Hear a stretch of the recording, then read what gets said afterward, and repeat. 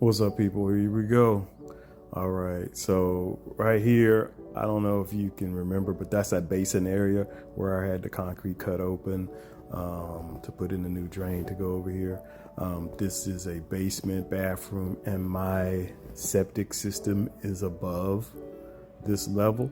So what we have to do is put in a sewage basin, and it has a pump that pumps it up from that basin into the sewage drain, and then it drains on out to the sewage system just like anything else. You just have to get it up to that point, and then the slopes that the plumbers put in for that drain, if as long as they did right, which I'm assuming they did because I haven't had any issues with this house, it'll just flow out like normal. You just have to get it up to it.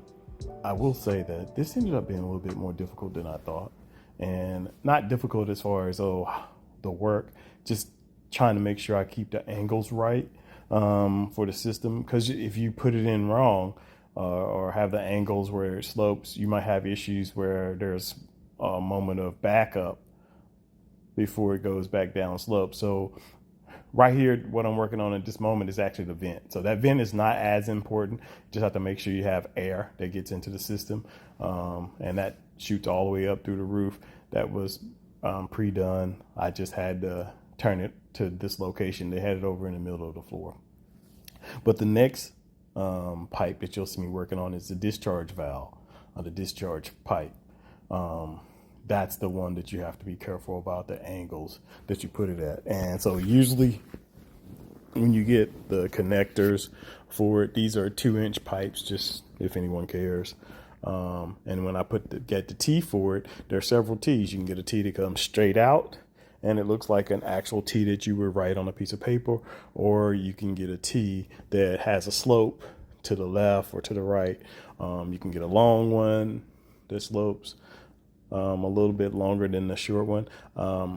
So based on the space that I had up there, I got a short one that sloped out more to the left. And honestly, you can change the direction of it by twisting it when you install it, either to the left or to the right. So from right there, right above me, where I'm going to connect to after I finish this vent, is a drain that goes into my system that actually comes from the laundry room, and it flows and slopes to my right. And so I put the slope in so that the T, so that when it comes in, anything that flows in from the floor up through that pump will flow towards the right. That's the natural angle of everything. And usually when gravity is taking over, that's what happens. It just follows the flow.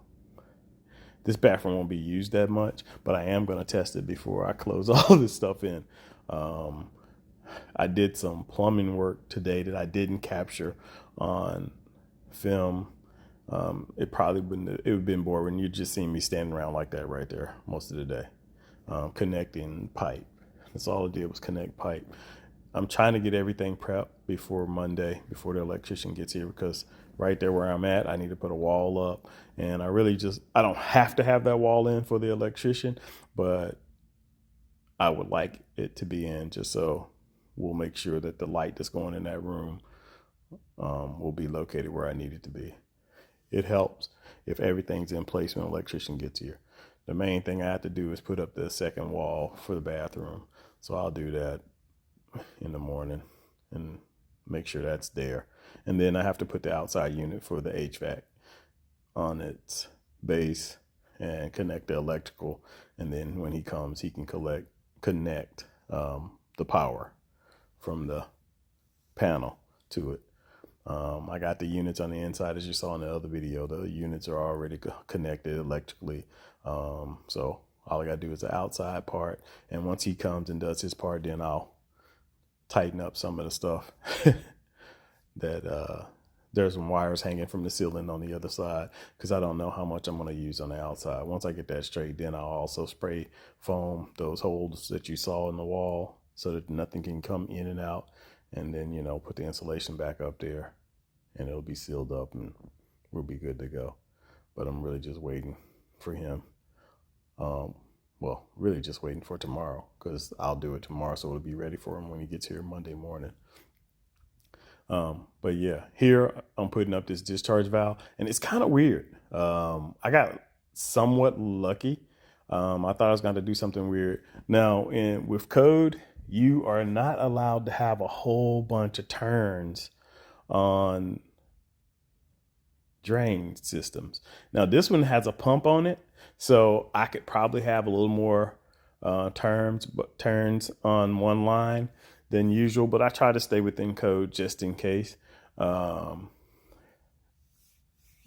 I don't know what issues would come up if I didn't. And trying to get the angle right, it's funny. You can make something more complex than it needs to be. I'm sitting here using 45s, trying to get an angle, and it hits me at some point after I mess with this for a little while that I don't really need 45s. I just need a 190, and make sure that my discharge line that's coming up is a little bit taller than what I was thinking it needed to be, so that it comes up and then it flows down towards the gravity feed.